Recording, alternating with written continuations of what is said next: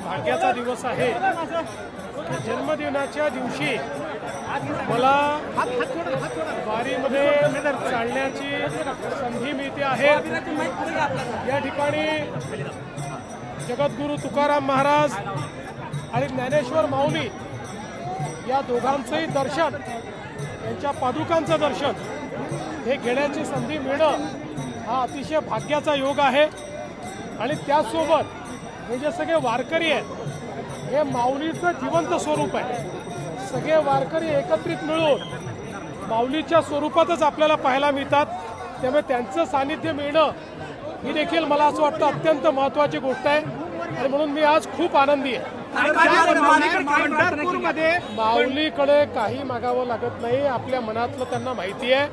पण दरवेळेस माऊलीला एकच मागणं असतं, चांगला पाऊस पडू दे, शेतकरी सुखी होऊ दे। सर, खूप चांगल्या पावसाला सुरुवात झालेली आहे।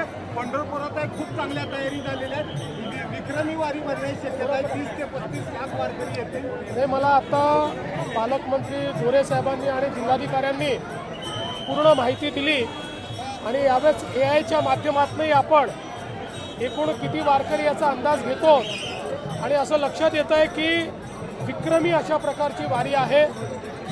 खूप मोठ्या प्रमाणात वारकरी सगळीकडनं इथे आलेले आहेत आणि जुने सगळे रेकॉर्ड संख्येचे यावेळेस तोडण्यात येतात। साहेब, संख्येच्या रेकॉर्ड बरोबर यावेळेस स्वच्छतेचे रेकॉर्ड देखील तोडलेले आहेत। वाळवंटामध्ये पाऊल ठेवू शकत नव्हतो, त्या ठिकाणी आता वारकरी जेवण करतात। एवढी स्वच्छता वाळवंटामध्ये चंद्रभागा नदीमध्ये आहे।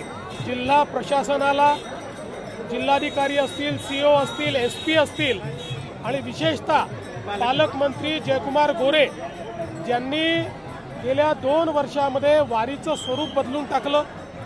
जर्मन हँगर असतील, स्वच्छतेच्या वेगवेगळ्या व्यवस्था असतील, पाद्यसेवा असेल, अशा वेगवेगळ्या गोष्टींनी वारीमध्ये एक नवीन अशा प्रकारचं वातावरण हे जयकुमारजींच्या नेतृत्वात या ठिकाणी आलेलं आहे आणि मला अतिशय याचा आनंद आहे। सर, विरोधकांना सद्बुद्धी मागालकर ज्या पद्धतीने दिल्लीत जमा झालेले आणि ज्या पद्धतीने ड्रामेबाजी चाललेली आहे, मला असं वाटतं की सर्वांनी आपल्या देशाचा विचार केला पाहिजे। आपल्या देशाची बदनामी होणार नाही अशा प्रकारचा विचार केला पाहिजे।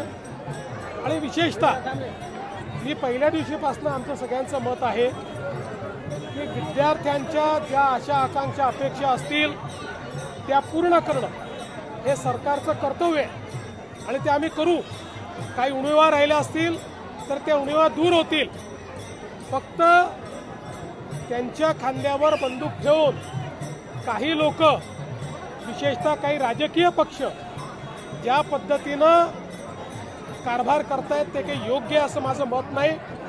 विद्यार्थ्यांच्या मागण्यांची आम्ही समरस आहोत आणि विद्यार्थ्यांच्या हिताचेच निर्णय हे केंद्रातलं आणि राज्यातलं सरकार घेईल। धन्यवाद साहेब।